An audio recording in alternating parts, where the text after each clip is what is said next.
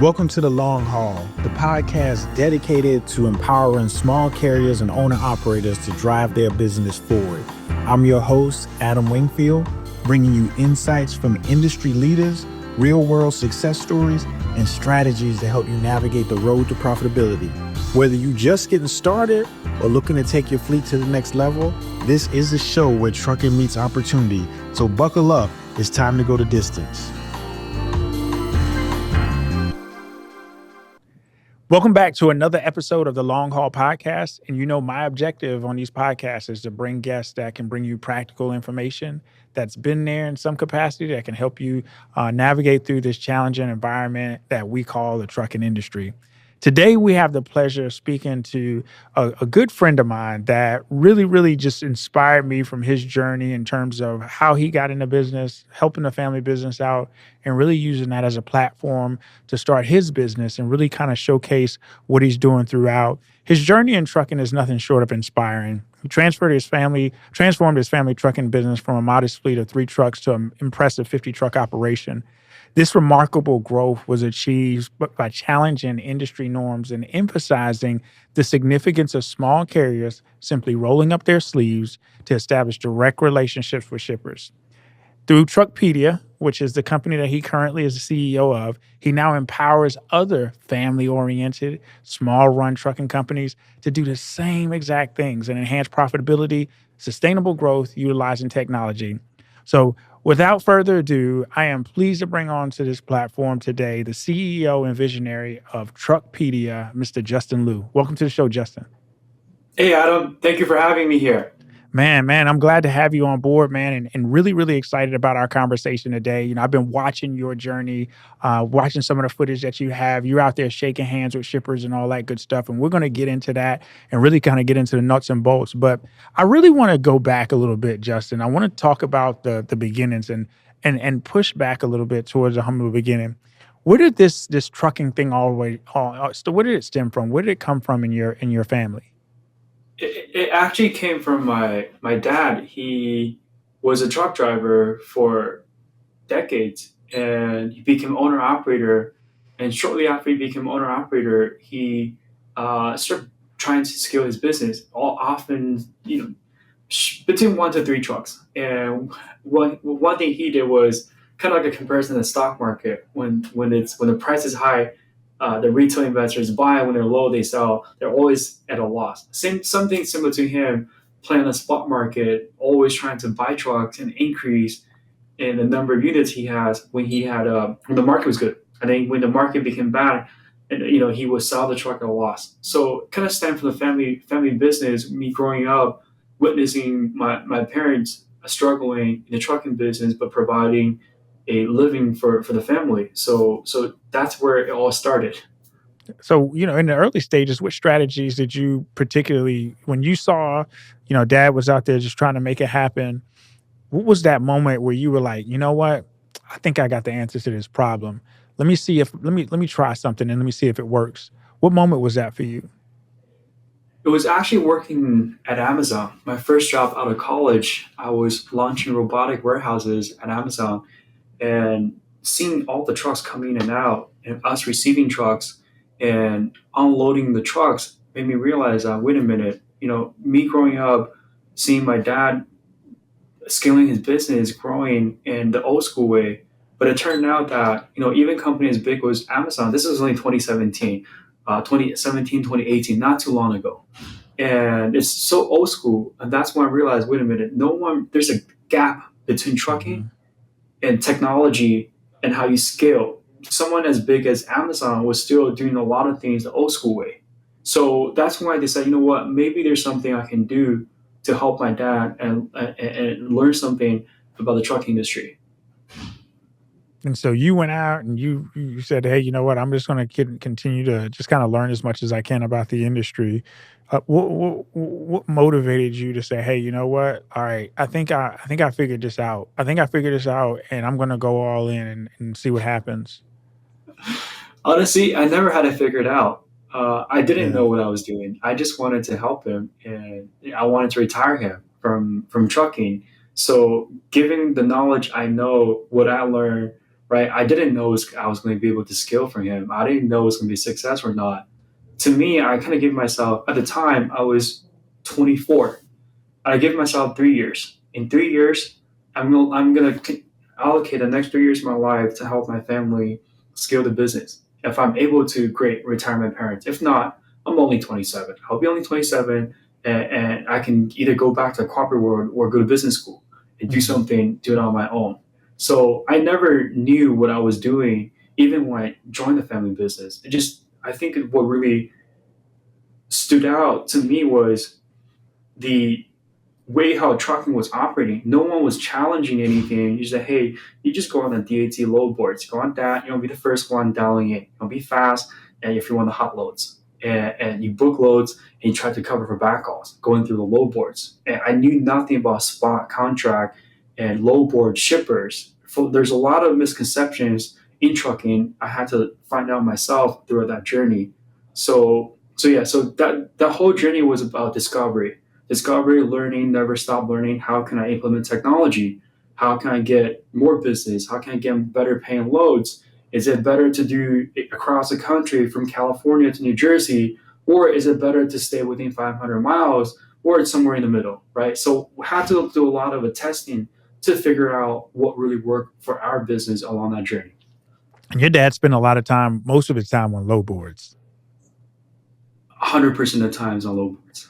And that's what one of the things that you said, you know what? We were at you went take the journey when you went from, the 1 to 3 truck range to 50. How did what was the spark of that growth? Where did that come from? Taking risk. I think one thing that really doubled our fleet size, I think this was 2019, when Celadon went out of business. All of their trucks were for auction, for sale. 400 to 500,000 mile trucks. This was 2019. Their truck were 2016, 2017. Pretty much very new truck in great condition, and they were selling for like 20,000 to 30,000 each. So that's when I realized, wait a minute, this is so affordable. The market is never predictable, but I knew that even if I bought the trucks, it would not be a loss. So we had quite a bit of cash saved up. I never factored on any load, and I did everything in house. So we had a decent amount of cash. So we bought trailers, bought trucks. It really doubled us from 25 to 50 trucks. We didn't immediately put those trucks to operations, a couple at a time, 3 to 4 at a time, 3 4 at a time, and got our fleet from 25 to 50. And we even sold some of the trucks at the time, when the market recovered a little bit in 2020. So when you get to the point where, hey, you know what? Okay, we got some cash saved up. What was the moment to where you were able to secure your first direct shipper for dad, so that way you have that consistent freight? What was that moment like? What was that process look like for you? You know, at the time, our office was in City of Industry, California parking lot, and City of Industry slash Walnut, California area.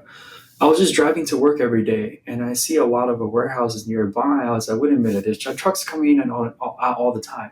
And even our truck sometimes would go to some of the neighboring warehouse to pick up, but we just never even introduced ourselves to them. And I asked my dad this question. I think it was about 3 months into the business, me joining the business, asking, why don't we go directly to the shippers? They're our neighbors. Why don't we talk to them? My dad goes, you may need to have a broker license before you can reach out to shippers for Mhm. business. And then he goes, I don't know, but you can try if you want to. So I was like, that doesn't make sense. Like, why do I need to have a broker license to go to after shippers? Did a little digging, a little research, realized actually I don't. Brokers go out to have a broker license because they're not asset. They don't have an operating authority. We do. We Mhm. don't need to. So just with that, print out some business cards, just went straight knock on some doors. And hey, we're your neighbor down the street over there, and I see you guys have trucks coming in and out. Uh, do you guys work with your neighbors? How do you guys find trucks? So it turned out to be a lot easier process than I originally thought it was. People are very welcoming. People are actually very willing to talk to you. And after talking, I forgot how many exactly, 10 to 20 shippers. First shipper said, yes, been looking for carriers locally to help us, but couldn't find anybody reliable. And we go, and we're just your neighbor down the street. Anytime you need a truck, if our drivers can't make it, our family can hop in and pick up, and it happened to be that they were hauling some medical stuff, and that's how I got myself into the medical. I didn't even know I was niching Mhm. down on the industry. So they were doing medical stuff. I talked to them, and shortly working together, they really like our service. Very fair pricing to them. To me, it's like, oh my god, I'm quoting him 10% higher than what I'm getting from low boards, right? This is good pay. And to them, it's like I'm saving money Yeah. and I'm getting better service. Yeah. So it's a win-win for both of us. After doing business for a couple of months, they started referring their friends to us. Referring their friends to us, we got more shippers coming in. Their friends just happen to be in the medical industry as well. And then I started knocking on more doors, and just over time, I didn't do it consistently. Just whenever I got a chance to, I would just map out neighboring warehouses, go knock on their doors and talk to them. And very not all customers immediately turn into our shippers. It's over time I kept in touch with them, following up with them, and especially when COVID hit, when there was a shortage of trucks, everybody started replying to emails and reaching out to us. We became really busy, and freight just went skyrocketed. So everything just took off from there. I think for me to grow the family business, luck played a big factor, and also I think another thing that I just was not afraid. I think it's a good thing that the early mid 20 me was very adventurous, risk taker. I wanted to high risk, high return, right? I in college, I love the stock market. I love Warren Buffett saying is, be fearful when others are. I forgot the exact saying. It's been too long. Like pretty much be fearful when others are, and pretty much saying like when others are fearful, you just go all in. When others are all going all in, you pull back just to see what the market is. 2020, 2019, 2020, before COVID, right when COVID first happened, everyone was scared. Like, what do I do? Like, you see literally brand new trucks going for like dirt cheap. And I was like, I'm going to buy them. The world is not going to end. I'm going to buy them. I'm going to scale. I'm going to get my customers, right? I'm going to start going to trade shows, start going to talk to more customers. Still, with brokers, I never took brokers out of equation because, in my opinion, for the backhauls, brokers are very helpful. There were some bad brokers, just like there are bad carriers too. But Mhm. by having a healthy mix of shippers, I became selective on which brokers I partner up with. I don't have to deal with all brokers. And for my outbound loads, especially, I don't need anybody. I got my own trucks covered. It's only for the backhauls where I can, work with brokers to get my trucks back so I can service my shippers. So kind of that, everything just worked really well and it propelled our growth to where we were at before the company was acquired. And the thing is too that was so big on that is that, you talked about something and we'll hit on that a little bit later in this session, but you mentioned a good point for you specifically is that it takes multiple touch points, including follow-up, in order for you to be able to secure that shipper. You're not gonna go out as a small carrier and close that shipper on the first doorbell ring or the first knock or the first, "Hey, you know what? I open the door and voila." It's gonna take some work behind it. So I'm glad that you kinda hinged on that. We're gonna go follow up with that here a little bit later as we get into the discussion. But then I wanna talk about your journey. So you was in the family business, got the company, 50 trucks. Then you decided to say, "Hey, you know what? I've got an idea and I think I can take this to market and I wanna try my hand at entrepreneurship." Tell us about your journey as you launched your first venture as an entrepreneur. So same thing. I think a lot of time entrepreneurs were solving our own problems, and with the growth on the trucking side, immediately what came was the tedious manual work. Shippers wanted to have updates. They want to have POD. They want to have invoicing done. They want to have this and up. Everything done automated. And on our end, we just didn't have enough people for data entry, for invoicing, for dispatching and everything in between. So I was like, I need to have a system. So I started looking for systems to help me grow. Look at a lot of systems at the time. I think post COVID, a lot of TMS startups came out and became very powerful. But at the time, there wasn't many options that were modern. TMS solutions powerful, modern, affordable. So out of the frustration, I was like, hey, I can probably build my own system. And that's also being in the industry for a year or two. realized most people were just like my parents, right? They Mhm. don't know anything about technology, and they don't any. There's a gap between technology and transportation, especially on the carrier side. So I was like, okay, this is a perfect opportunity for me to do this. My 3 year plan was still on track. I said, hey, I still don't want to take over the trucking business, but now I carve out another path for myself to focus on the transportation side. This is towards the end of 2021, beginning 2022, right? I had a prototype built out, just some simple dispatching, simple data entry part that we created. So then I decided to, after the company was acquired, went straight into the the TMS side. Same thing. TMS side launching a product to help people to scale their trucking company. Same approach, exactly same Yeah. approach I did in trucking for TMS. Now I need to talk to carriers rather than talk to shippers. I need to talk to more carriers. I'm promoting my product to them.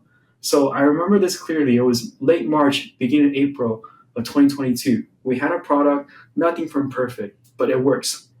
And I didn't even have a booth. I said, where can I find the most carriers? And then I found out about MATS, Mid America Mhm. Trucking Show, 2022, first time. This like literally a week before the event happened, I registered a booth, flew there without a booth, wouldn't even have a booth. We were using a projector, and we had maybe like 1 to 2 customers on our product. So I went straight there. I think that first trade show, we learned about 5 to 10 customers from there. Like our first 10 customers came from Matt in 2022, right? Wow. Went straight to talk to trucking companies and realized that they all share the same point that I had. You're running a trucking company, you don't want to do data entry, don't want to do invoicing, you don't want to do a driver settlement, and you want everything to be easy, easy, and can replace the human with the manual labor work that you do with automation and workflow automation. Just with that approach, I went to Matt, we launched, and I love watching, listening to a lot of podcasts, watching, learning from people. One thing, this is another thing I learned from a YC, Y Combinator. One of the guys saying is, if you're not embarrassed by your first launch, you're launching too late. So our product was far from perfect, but far from like, it's Yeah. a working prototype, minimum features. So we just went live with that, and then acquiring customers, taking customer feedback, and keep on building the product. We're still building to this day, right? Always building, trying to make the product better, acquire more and more customers, and make their journey easy. No, I love the kinda, the approach that, we're gonna go out. It might not be perfect, but I'm gonna start because most of the time, the biggest thing that hold people back is just that fear of getting out there and starting. What are some of the common misconceptions even and I wanna ask you just from your experience because you deal with the TMS side, the sales side when it comes down to it. What are the common misconceptions do small carriers have about working directly with shippers? And what were one of those things that, and this is a conversation that you and I have had before, but just tell the folks, what do you see in as common misconceptions? The biggest one is I'm too small. Shippers don't want Yeah. to work with me. I think that's the biggest one. Same thing as carriers adopting TMS. I only got 5 trucks. I don't need a system, right? I think people have that fear that stop them from what they're doing. And then a lot of the small carriers, when we reach out, say, "Hey, I want to reach out to Costco. How do I reach out to Coca Cola? How do I reach out to Home Depot?" You only have 3 to 5 trucks. You don't Right. need those people. Just Yeah. knock on your neighbor's door with 1 or 2 warehouses, and the forklift driver might be the owner. You knock on the door, you're talking to the owner. Talk to those people, right? Acquire those businesses first.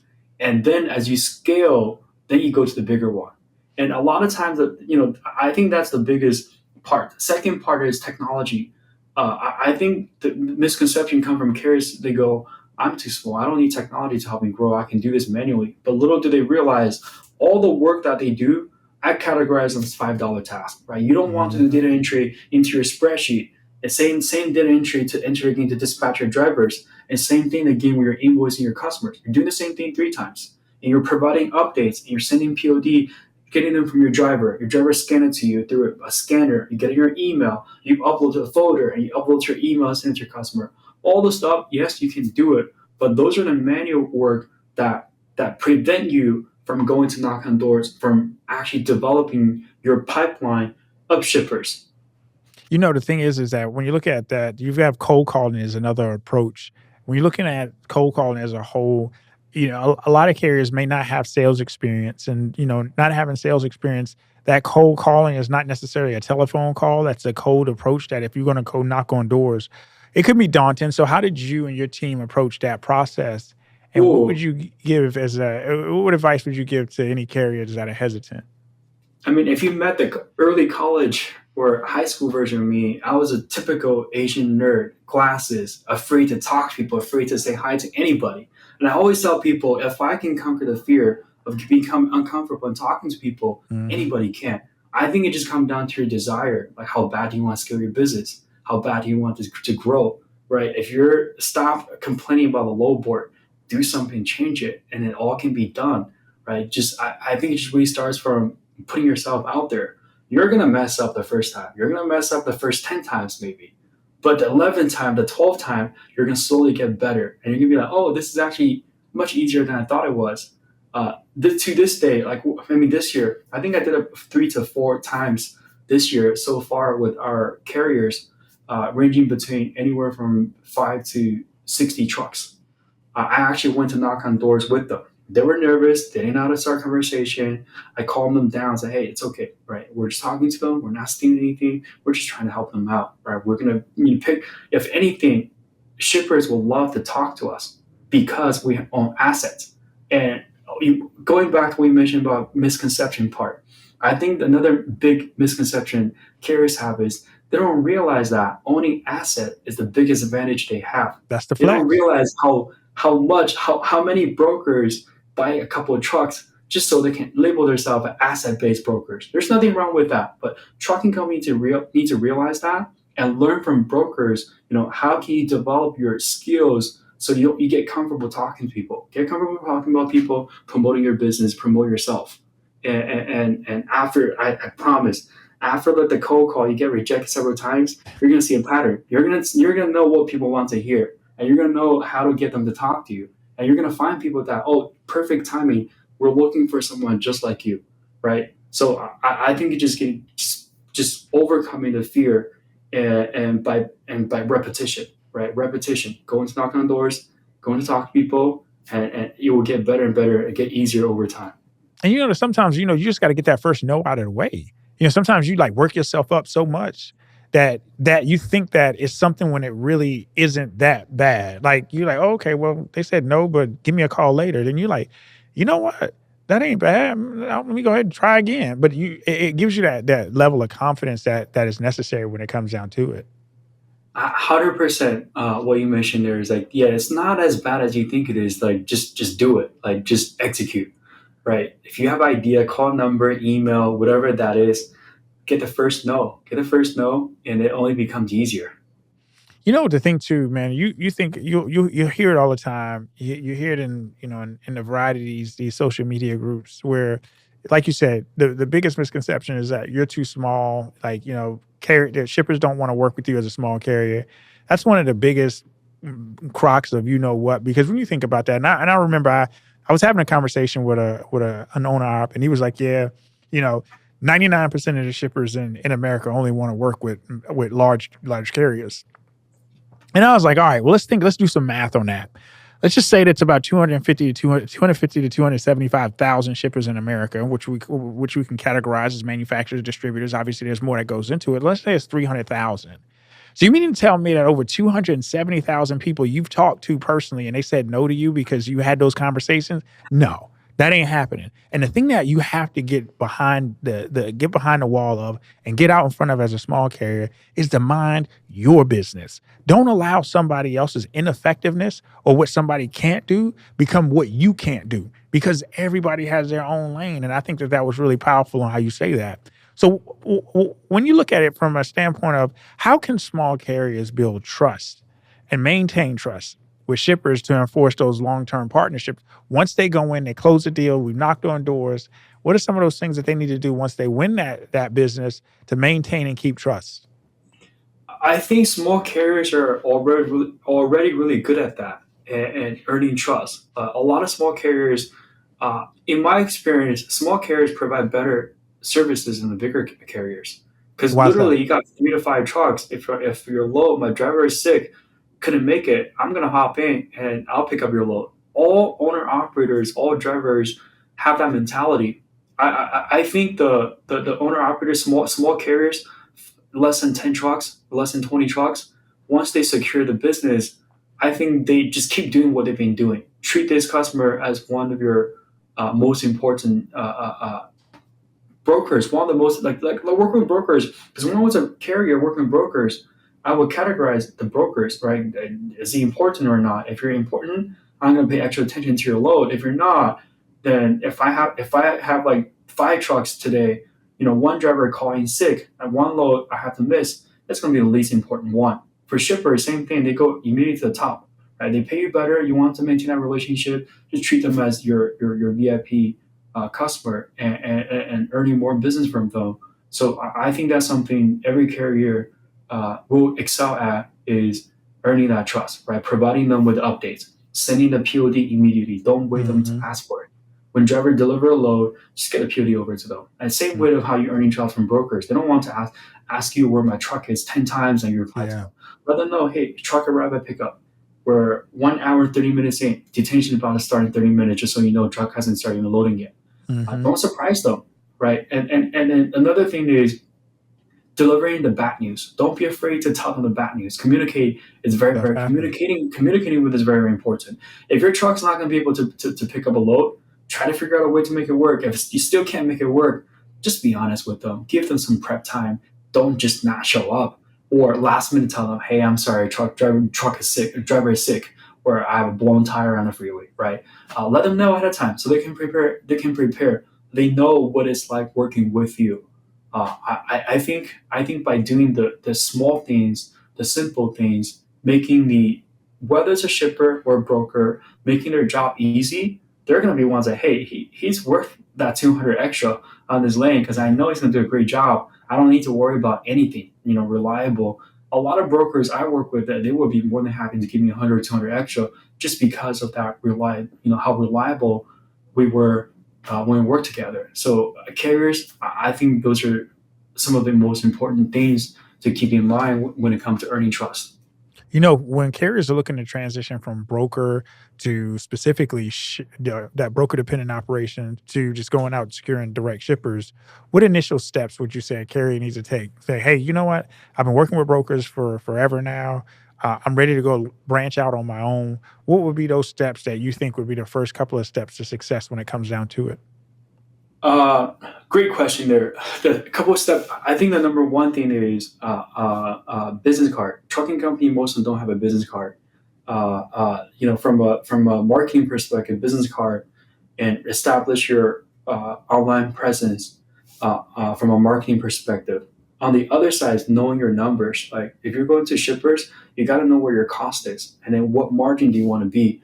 Working with shipper directly, there are pain points working with shippers. For example, they may have a longer pay period, and your factoring company may not tell you that, hey, we're not going to factor approve them because they don't have any credit history. They're not a broker, right? I think keeping those in mind, having some cash flow, knowing the numbers, how to quote shippers, and preparing your marketing materials will be probably the initial steps to approach them. And once you approach them, the most important part I see where most carriers mess up is not following up. Even if a shipper tells them that, hey, actually I have a project coming up in 2 months going from A to B, reach out to me. Let's stay in touch. Carriers reach out once, twice, and they stop reaching out, following up if they don't hear responses. I think having the knowing the numbers, marketing material, and then having the mentality, I'm gonna become a salesperson. I'm gonna put on a sales hat. Being a sales guy means that you need to consistently learn about the industry.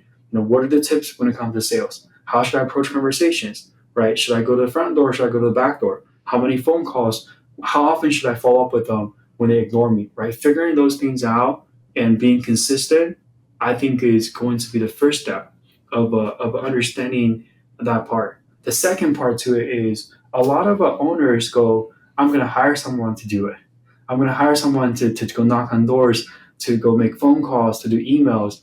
A lot of times it will not work because if you're the owner, you don't know how it works, you expect someone else to do it for you.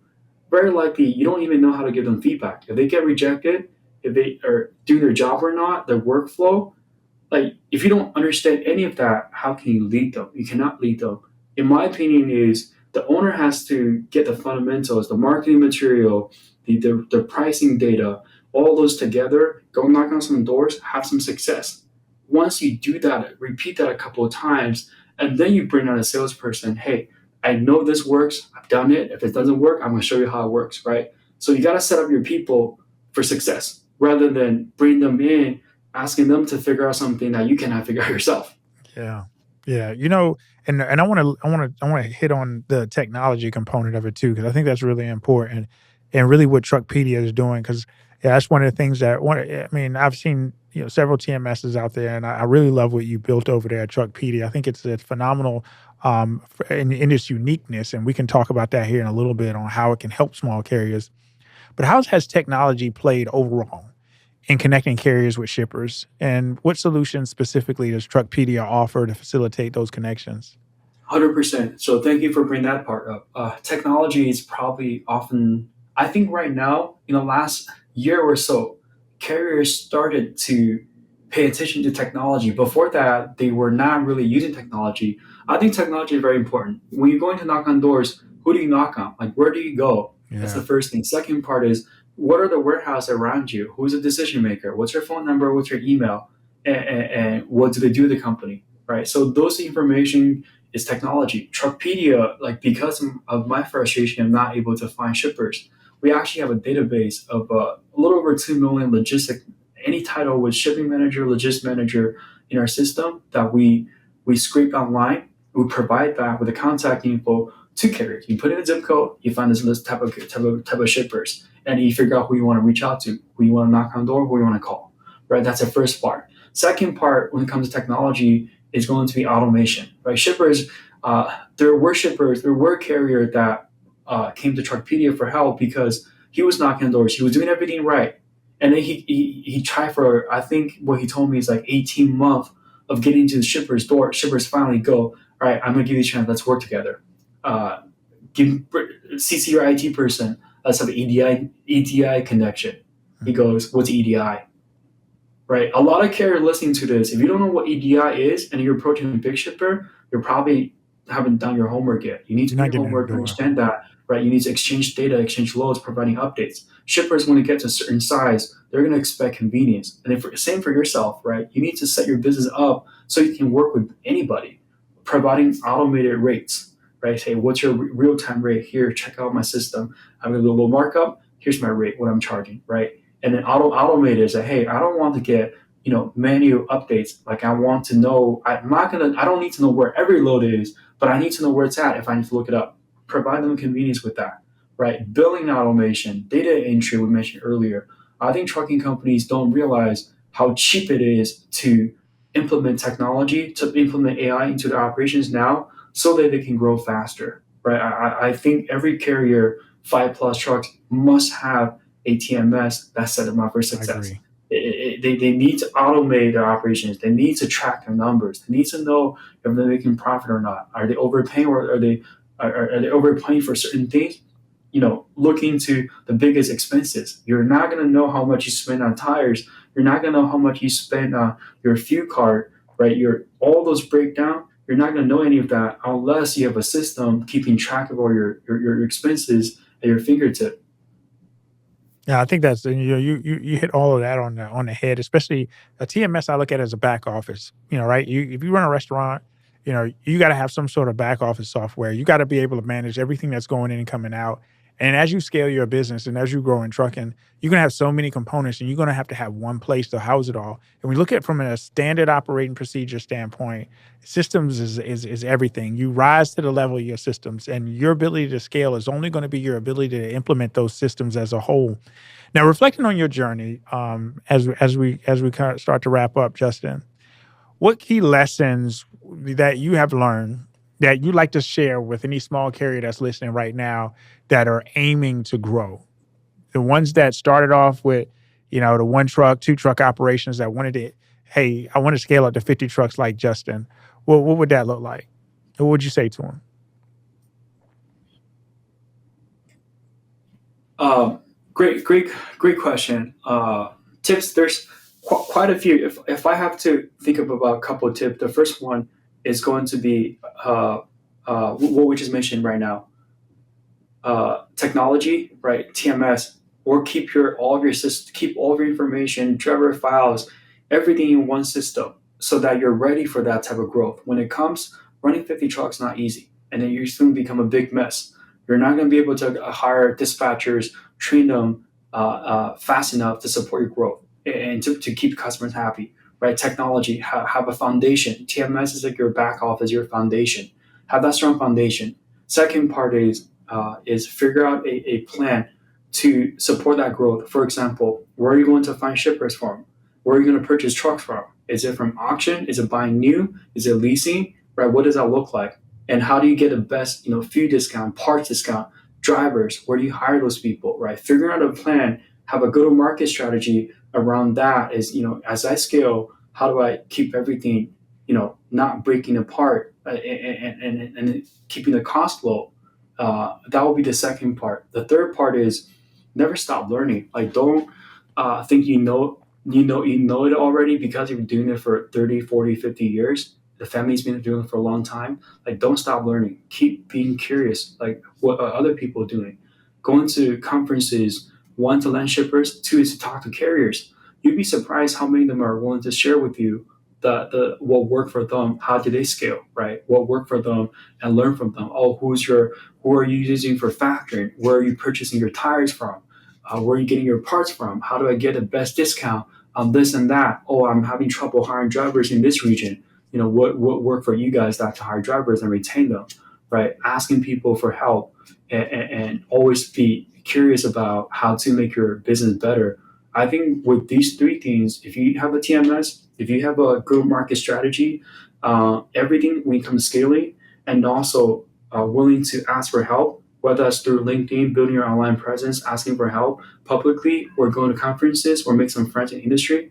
I think having these, anybody can make it happen, right? Anybody that wants to grow from 3 to 50, 50 to 100, like, if you keep on executing, it will come. You just gotta put the work in. And you also gotta, just like you said earlier, you can't be afraid of the no's. You can't be afraid of the failures. You can't be afraid of the rejections because, it's just like a tennis ball. A tennis ball is only gonna bounce as high as it hits the ground. As hard as it hits the ground, the higher it goes up. And you gotta think of that as an entrepreneur, it's the same way. Sometimes it takes that really hard hit to the bottom for you to really just take it to the next level. And you learn a lot of lessons on the bottom that'll teach you on the rise up. And if you can run it up one time, you can always run it back up again. So beyond Truckpedia, as we wrapped up, were there any special innovations or developments in the industry that excite you and really just align for your vision in the future in regards to your product? Absolutely. I think AI, everybody's talking about AI, but I think people still haven't realized how much it can do for the industry yet. A lot of the talks I remember going to last year, it was pretty abstract on what AI can do for you. You walk in, you listen to people talk, you come out, it's like, oh, so how can it help my fleet? I think in the next few years, it's going from abstract to very specific, right? Hey, these are the things you can do with AI. I think AI is, our industry was behind with technology for about 20 to 30 years. Since the deregulation, not much Yeah. happened.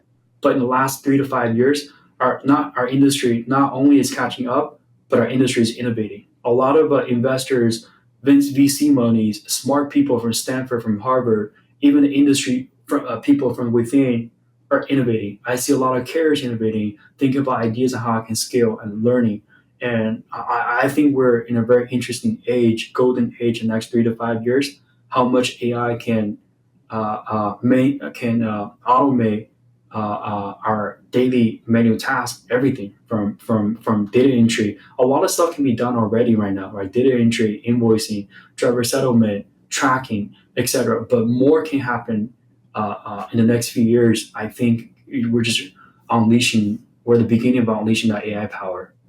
And we're going to see it in full scope as we go through the next couple of years, because they always say every day AI is only going to is as dumb as it ever is going to be that day, and then every day it's just going to get smarter and smarter. Well, Justin, it was a pleasure talking to you and meeting with you today. Appreciate you bringing your wisdom and insight for the audience and those listeners that wanted to see what Truckpedia is about, or maybe book a demo, or maybe talk to somebody on your team. How can they reach out to you? Just go on our website. You can schedule a demo on our website. Reach out to me on LinkedIn. Probably the best way would be go on our website, and then you can just hit that book a demo button, and then we'll be more than happy to share all the lessons, all the features that work for me when I run a trucking company, and how they can benefit all carriers. And give them that link to that website while we're on here. Truckpedia.io. If you type in truckpedia.io, you'll be able to get on our website and book a meeting with us. Man, that's awesome. Man, Justin, it's been a pleasure working with you. It's been a pleasure on this call today and taking the time out.